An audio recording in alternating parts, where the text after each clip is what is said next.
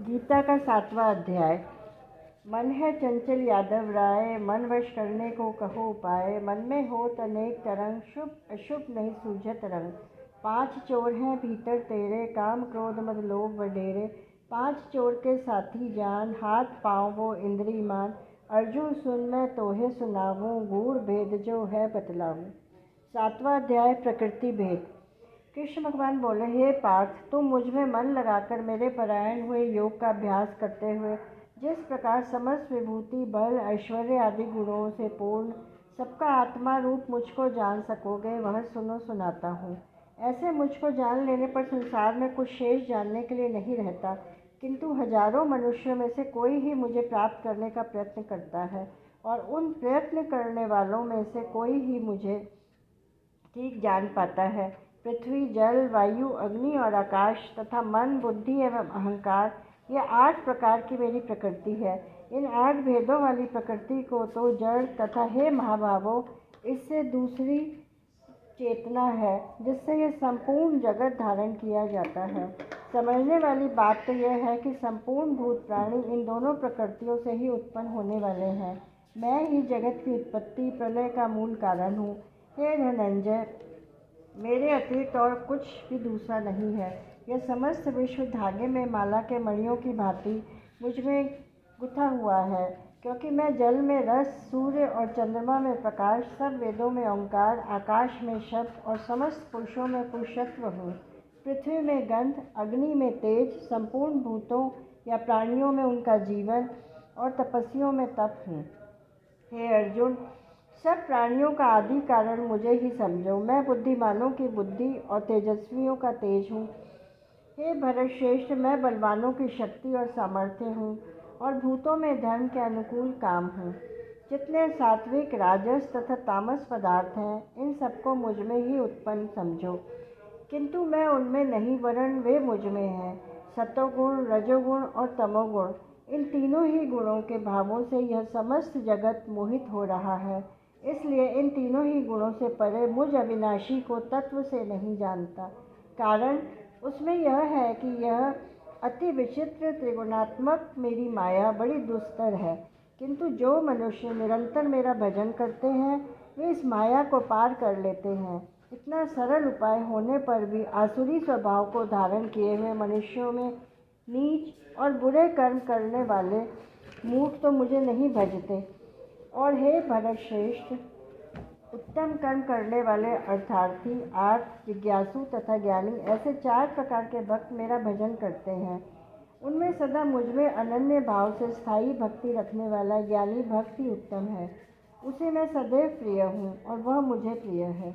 यद्यपि ये सभी भक्त उदार और अच्छे हैं, किंतु ज्ञानी तो वास्तव में साक्षात मेरा रूप ही है, ऐसा मेरा निश्चित मत है, क्योंकि वह मुझ में ही मन लगाकर मुझे ही सबसे उत्तम गति मान मेरा ही सहारा ग्रहण किए रहता है।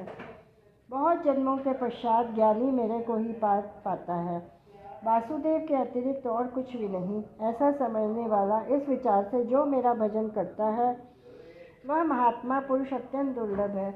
जो मनुष्य संसार के भोगों के लोभी हैं, वे अपने स्वभाव के अनुकूल उन इच्छाओं से अज्ञान में डूबकर संसारी पदार्थों की कामना रख अन्य देवताओं की उपासना करते हैं। हे अर्जुन, जो पुरुष श्रद्धापूर्वक जिस जिस देवता को पूजन करता चाहते हैं, उन भक्तों को उसी देवता निमित्त श्रद्धा को मैं दृढ़ कर देता हूँ।